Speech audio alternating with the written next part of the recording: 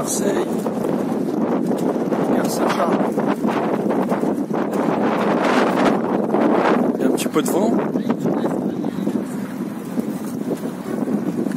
Voilà. Troisième œil. Troisième œil. Le troisième œil.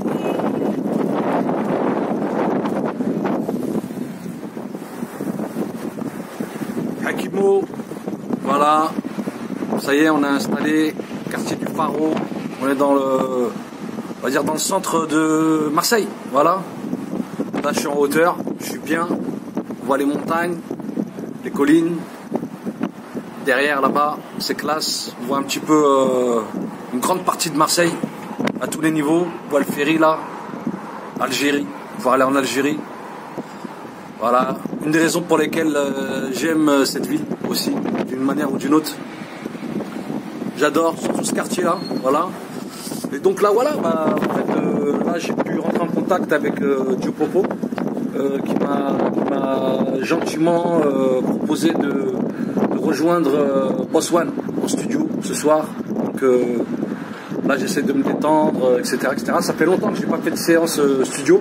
Je n'ai pas été en studio avec des artistes. Donc je ne sais pas quelle ambiance je vais retrouver. En plus c'est vrai que même sur Marseille c'est assez particulier, c'est assez spécial. Donc il n'y a pas que l'accent marseillais, il y a aussi l'hospitalité, la manière d'être, etc. qui est vraiment différente. Même par rapport à la manière dont on vient d'interviewer les gens. C'est vrai que c'est différent, je le sens immédiatement. Voilà, donc bah, rendez-vous avec Boss One. Voilà, on est là. Hakimo, je suis très content. Voilà, je le manifeste. J'ai aucun état d'âme. Je suis très très content de te rencontrer, Boss One. Troisième œil. Merci Diopopo voilà, pour la bifurcation, pour la passe. Marseille,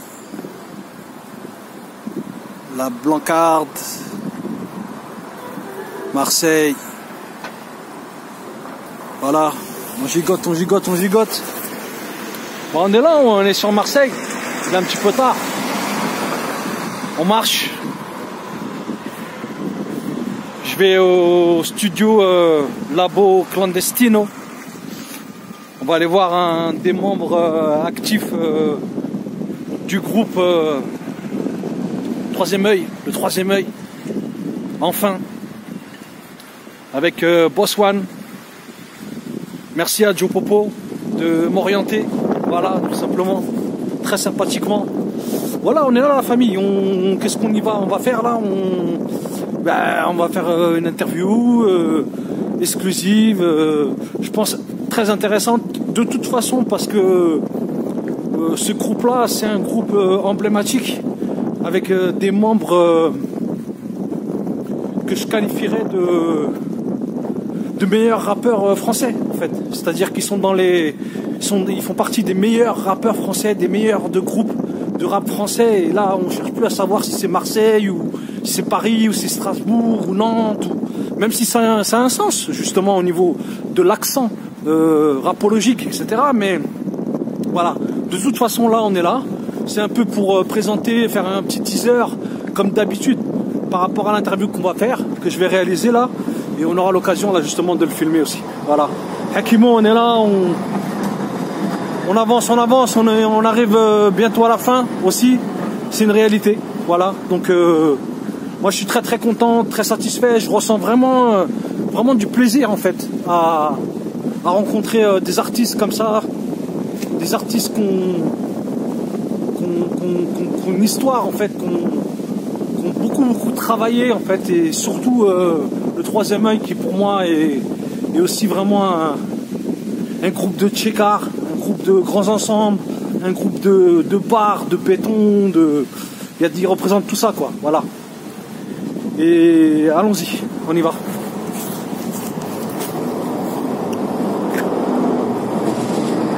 Marseille,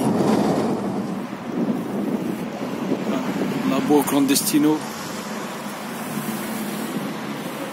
Voilà, on entend le son là. Voilà. Ouais, c'est parti. C'est parti.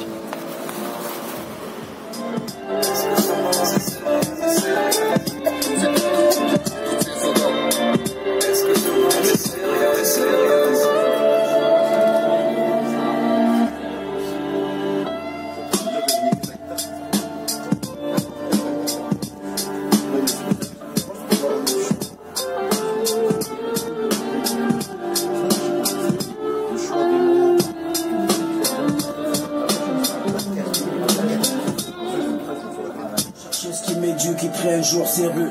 Vie clean, loin de la misère, putain de vécu. Toutes ces casseroles portées comme un fardeau. Loin derrière moi, vie de rêve d'un commodo. Loin de ces angoisses, ces journées à fleur de peau. Loin de leur barbarie, loin de ces fachos. Le futur ne me dit rien quand je vois le présent. Féminicide, histoire de viol sur monde de 15 ans. Est-ce que ce monde est sérieux? Je te le demande grand. Ici des balles pleuvent, c'est la guerre entre clans. On va tous se décider, ouais, je sais quoi le plan. Vouloir raisonner c'est mômes, c'est perte de temps. Les temps sont durs, et les temps sont durs. Hardcore comme une bavure. Les temps sont durs, et les temps sont durs. Plus ça va, plus je sature. Ok, mets là de côté. Ouais. Bon, on est là. Voilà, Fred. Boss-One, troisième œil. Bon, là, on vient de... Boss-One, on vient de faire... Bah, tu viens de faire un morceau, ouais. Déjà. T'as tapé un morceau, là. Et on vient de faire la plus grande partie de l'interview. Là, on va sortir à l'extérieur, on va la terminer pour faire les choses bien.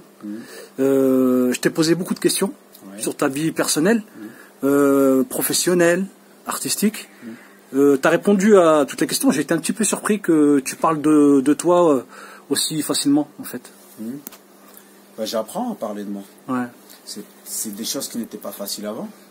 Aujourd'hui, j'ai un certain âge qui me permet d'avoir tellement de recul sur les choses que moi ça me va. Hein.